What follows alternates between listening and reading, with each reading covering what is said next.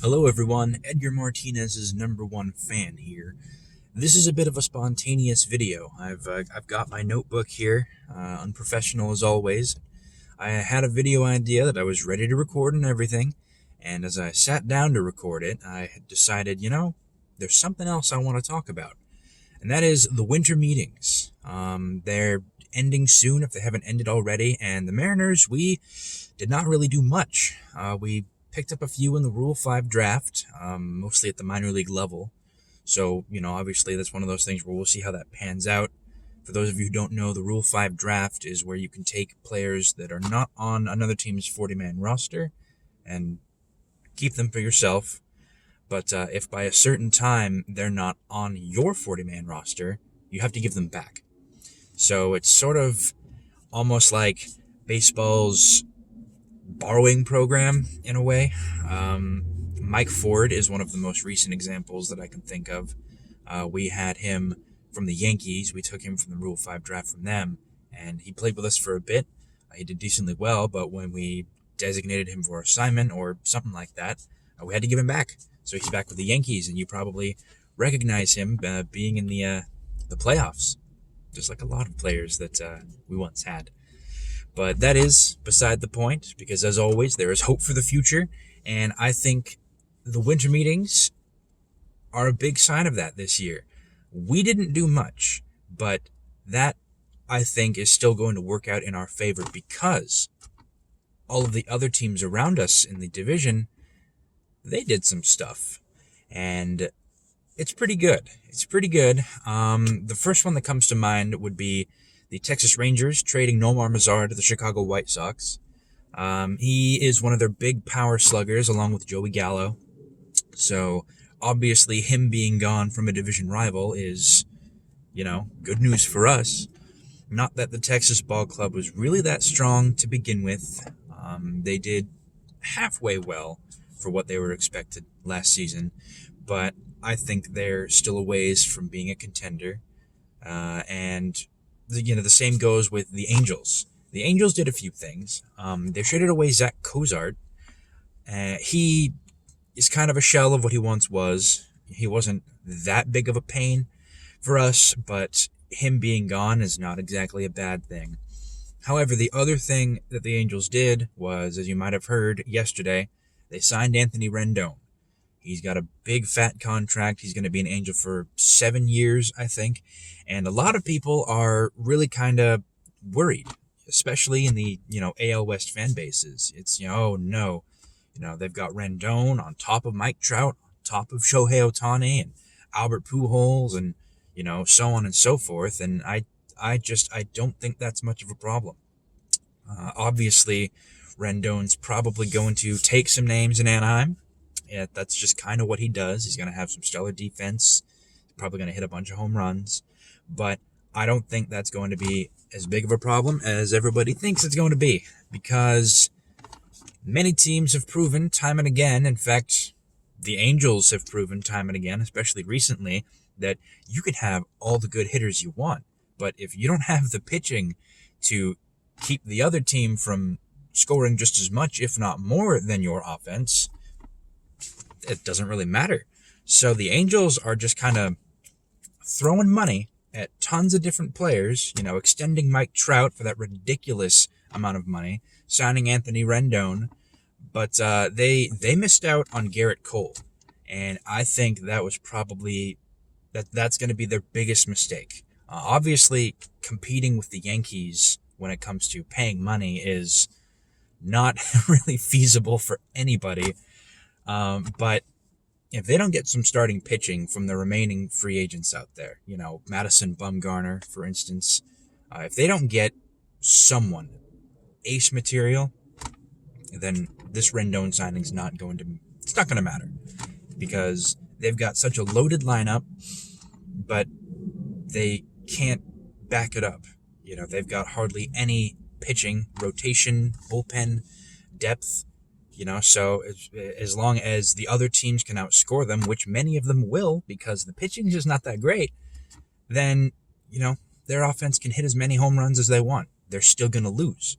So I'm not brokenhearted whatsoever about this Rendon signing. I still think it's going to work for us. And Houston, so obviously this is a new channel, so you guys aren't quite familiar with me. I despise the Houston Astros. Even before this whole cheating thing, which I hope they are punished for rather severely. They've always been a pain in the Mariners' side, and I mean, of course they have. They've got so many good players, but that is coming to an end. So, around last offseason, I was saying to myself, I think 2019 is the Astros' last chance. They're going to have some players departing in free agency. Some more players are going to be entering the arbitration process. And they're getting older. And that's kind of started to happen. They failed in the World Series to beat the Nationals. And Garrett Cole departed via free agency. Now, he signed with the Yankees, which, everybody except Yankees fans is going to be happy with. But as a Mariners fan, the Yankees, they're not our problem. Barring a playoff berth. But, Garrett Cole is out of the AL West. That's how I'm seeing this. Obviously, having Garrett Cole in the Mariners would have been phenomenal, but incredibly unrealistic. And it didn't make sense for us. So, him being out of the AL West, that's the silver lining here. It sucks that he's with the Yankees. It sucks that he's not with us. Not that we stood a chance, but he's not our problem, save for a maximum of 2 games a season. And that's only if luck has us playing the Yankees on days where he starts. So that's fine. Most of Houston's rotation and bullpen is also gone. They're all free agents. They've still got Verlander. They've still got Greinke, but Wade Miley's gone. Lance McCullers is gone. A lot of their relievers like Joe Smith gone. So one of their biggest strengths was their pitching, and now they don't have Garrett Cole. They don't have Wade Miley. They don't have Aaron Sanchez. So, Verlander and Greinke, obviously, they're tough guys to deal with. I don't know how Verlander is still king at, 37 years old coming on? That's amazing. I wish we had him. But 2 good pitchers is a lot less of a problem than 4 plus. You want to count their bullpen. So that part of them has been dismantled. And now, there are rumors that they're shipping off Carlos Correa and or Josh Reddick. I know the Cincinnati Reds have been tagged in those. I know the Dodgers have been tagged in those, the Mets. And that is fantastic. That's a star shortstop that's not going to be our problem anymore. We'll still have to deal with Springer and Altuve and all of their other, good guys like Bregman. But, again, they're slowly lessening in offensive quality and pitching quality. They obviously still stand a chance to reinforce that, bolster with some new players. I'm going to be livid if they sign Madison Bumgarner. I know that much. But right now, the AL West is dismantling before our very eyes. Oakland is still a wild card. I mean, they always are. Moneyball's tight, but they always seem to manage to make it work. But I think their options are limited as well. I believe Marcus Semien is a free agent after 2020. And it might be bold to say, but I think they're not a tight enough squad to succeed without Marcus Semien. I think he is one of, if not the cornerstone of that young Oakland team. And he's really good.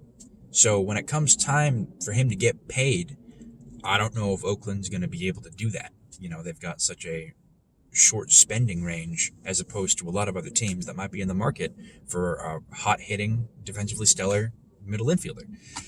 So the plan that Jerry Dipoto's got in the works is all of our young pups. We're hoping 2021, perhaps 2022, 23. But starting in 2021, for the next 5, maybe even more years, That is the Mariners' goal.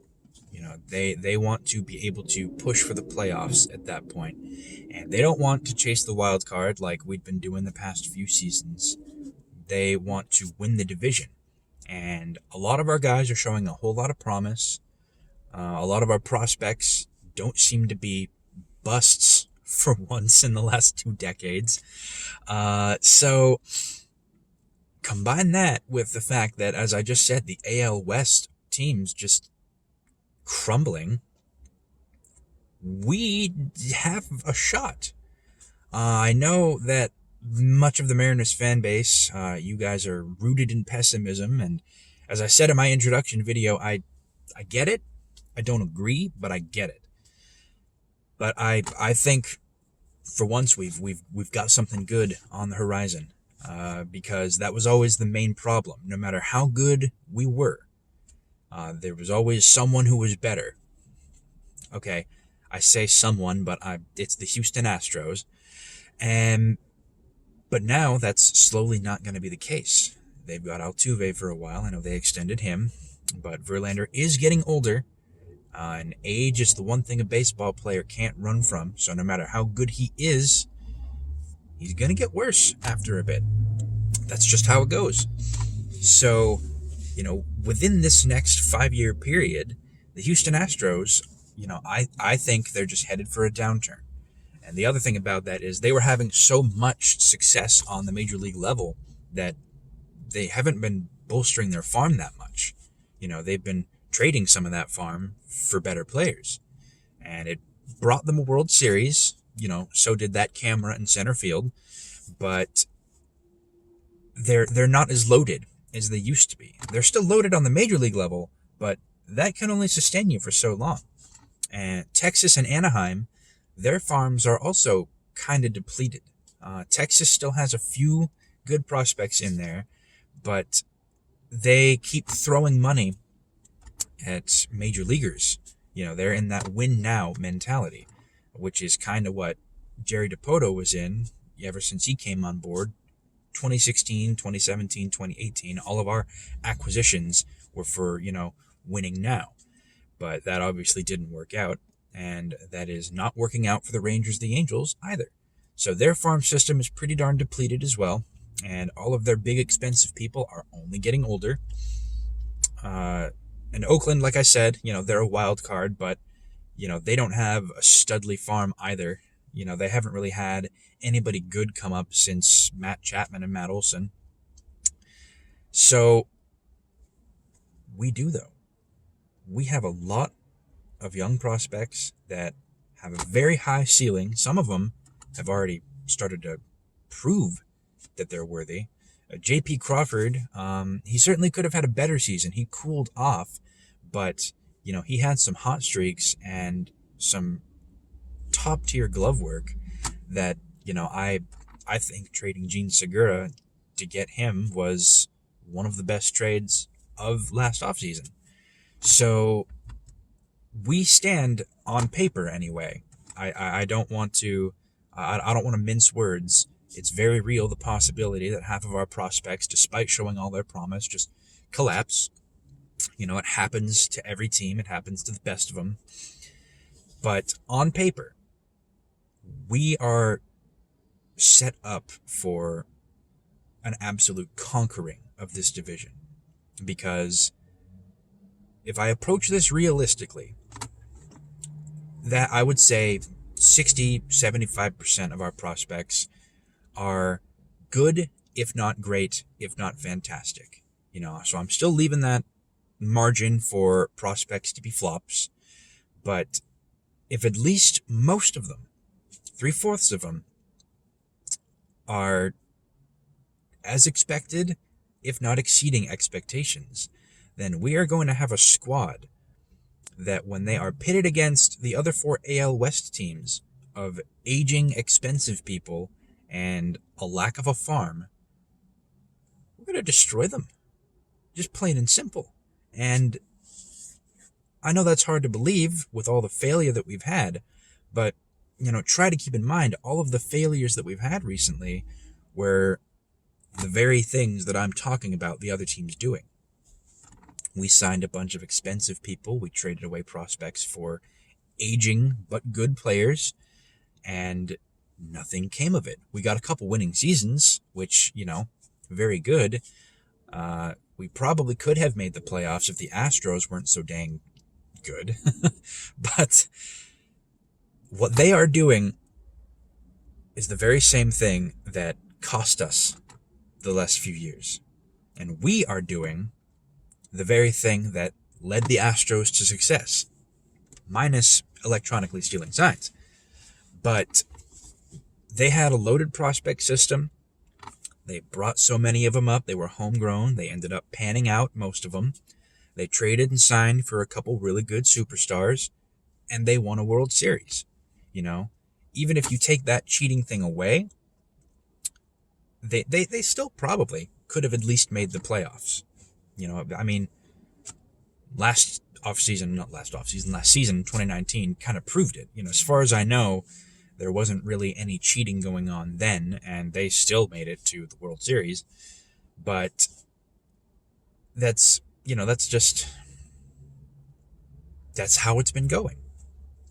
So I think, as hard as it might be to believe, we stand the best chance we've had in a very, very long time.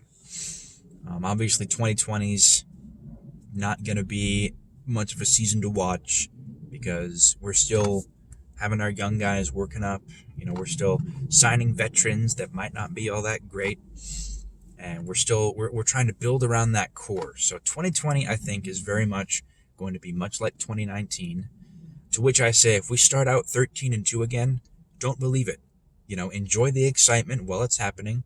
Look back on it fondly, but don't think that we need to make some big splash once June and July roll around because we had such a hot start. It was a fluke. It was always going to be a fluke. We were never going to have a winning season in 2019, no matter how hot we started out. That was just other teams not being as good as they should have been. I'm still flabbergasted that we beat Boston, to open that season with such, a young, mediocre squad. It's the truth. So it's going to be an interesting season.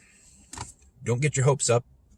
What I would suggest is look at all the young guys that are meant to be part of our future. J.P. Crawford, Marco Gonzalez, Yusei Kikuchi, Shed Long, Evan White if he comes up, Daniel Vogelback, Mitch Haniger, Kyle Lewis. I could just continue to go on. Look at them, see how they do. Don't worry about whether we won or lost the game. If we won, super, that's exciting. But look at how they do. Look back on them every month. See, all right, are they doing really well? We might be losing a lot of games, but how are these guys doing? Don't worry about the veterans as much because, they're just there to fill in spots. That is the reality of it.